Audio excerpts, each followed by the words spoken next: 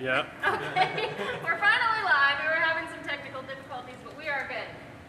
So, my name's Courtney. We are here today to feed our American alligator and our eastern snapping turtle. So if you're here with us for the first time, we'll tell you guys a little bit about these guys. It'll be myself and our herps curator, Travis, here with me. And if you're joining us and you've been with us before, welcome back. We're glad to see you again. And we'll be doing our best here. So hopefully you guys can hear us okay. I'm going to try this.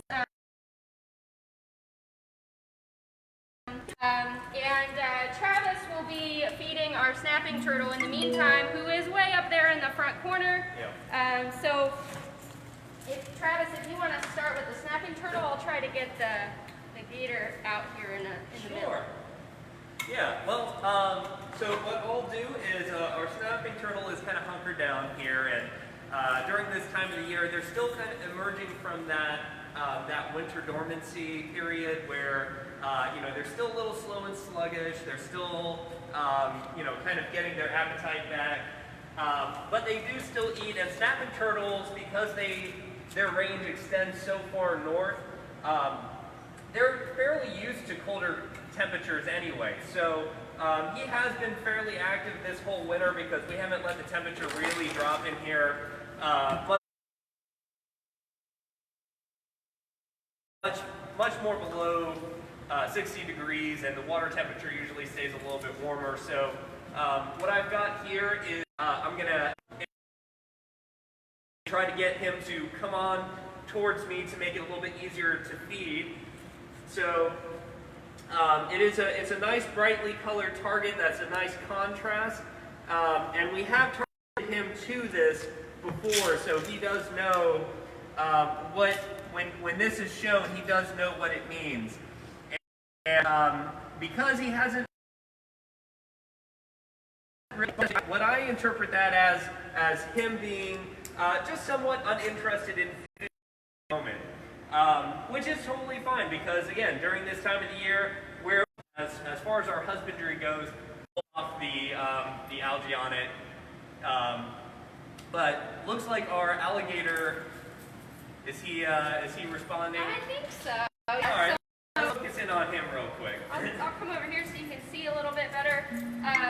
So we've got our alligator down here in front, and he's a little bit shy, so he doesn't like to come out sometimes. So I'm going to try to get him to come on out. Oh, you got a question, yeah, from Grammy.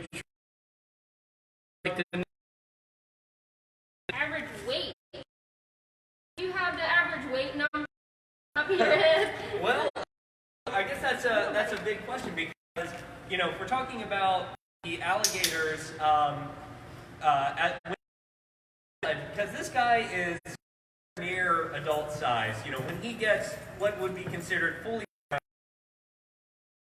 from 11 to 14 feet long on average and weighing upwards of half a ton. So you're talking about around 500 pounds, maybe even more depending. Now he's roughly in the neighborhood of 40 to 50 pounds. Yeah. From Diane Gonzalez, Aiden is asking, do you feel scared when you feed him? So this alligator has been with us for a while now.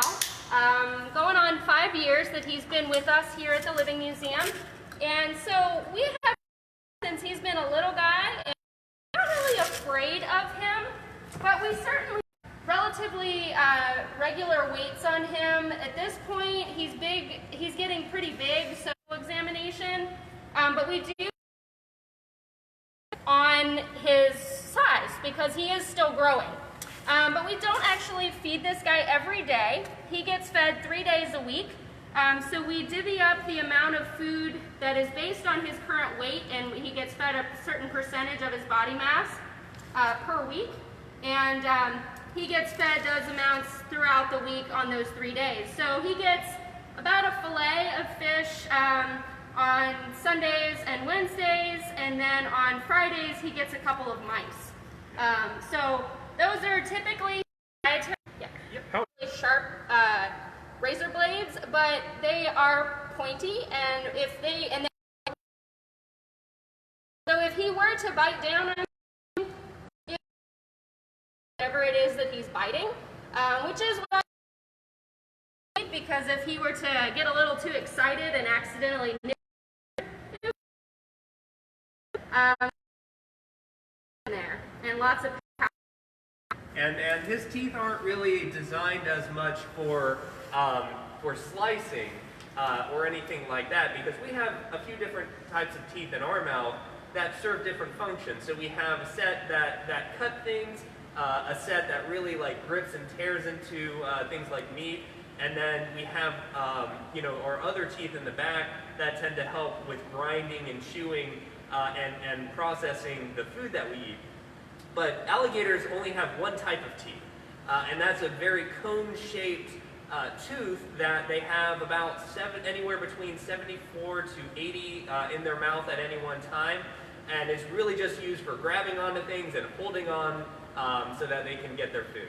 From Glenn Neary, why don't you get an albino alligator or crocodile? Yes. Well, that would be very interesting, and certainly a very interesting story, because a lot of albino animals, very, very rare to see in the wild for a variety of different reasons, and their chances of survival are a lot lower than when being taken care of one. They are also trying to showcase nice, healthy, and very close to wild animals. To an albino alligator, I think they were very interesting. Yeah, so as I was mentioning earlier, we got our little scrub brush here, and I'm just going to kind of lean in and give our turtle down here a little scrub on his shell. And basically what I'm doing is I'm just trying to coax the algae off of him, and he usually will kind of, I'm not putting too much pressure behind it, but once he kind of like feels what's going on, he does what I kind of affectionately refer to as the turtle scoot, or the turtle dance. And this is a natural reaction to this stimuli, because they do have full sensation in their shell, and they're able to just kind of work that algae off of it using things like brush, clean their shell, because they don't, unlike other aquatic turtles, they actually don't shed their skin. Not quite consistent enough for them to want to eat all the time. From the Pounders girls, how long do they get? How long in length? The alligator, so it kind of varies depending on whether it's a boy or a girl. This particular alligator is a boy, so he will get anywhere from 11 to 14 feet when he's fully grown. Right now he's only about 6 feet, so he's still got a lot of growing to do. From Glenn Neary, will the snapping turtle go for carrion? Oh yeah, well, first of all, kudos to knowing what carrion means. I like, that's a really good word. And yeah, so for anybody who doesn't know, carrion means just a dead carcass or something that has, expired, that, anything like a fish or something that may have kind of washed up somewhere. And yes, the answer is they will absolutely take advantage of any dead carcasses, or especially a fresh carcass that they find. They're very opportunistic feeders. From Ashley Ann P., how would they get the algae off their shell in the wild? So as I mentioned, they would use anything like a tree or branches in the water to kind of scooch under it and just kind of rub against it. A lot of times, for our guests that come and visit here, they'll actually see that with a lot of our aquatic turtles, and they'll see them kind of wedge themselves up under aquatic debris, like the logs that we have in here, and get concerned about them, but they're getting up under something and just rubbing their shell against it. So, thank you all for tuning in. We really appreciate it. Sorry again, at the beginning we're having a few technical difficulties, but we're getting it all sorted out. So, on behalf of everyone here at the museum, just say thank you for joining us today, and be sure to catch us at 2:30, where we're going to be feeding our box turtles. And we encourage everyone to visit our website, thevlm.org, to stay up to date on any of the natural learning series that we have on TikTok or Facebook, YouTube, and things like that. And to please, think about donating to our emergency fund just to kind of help during these trying times, and help us keep doing what we're doing. And yeah, we just want to thank everyone for tuning in, and we'll see you next time.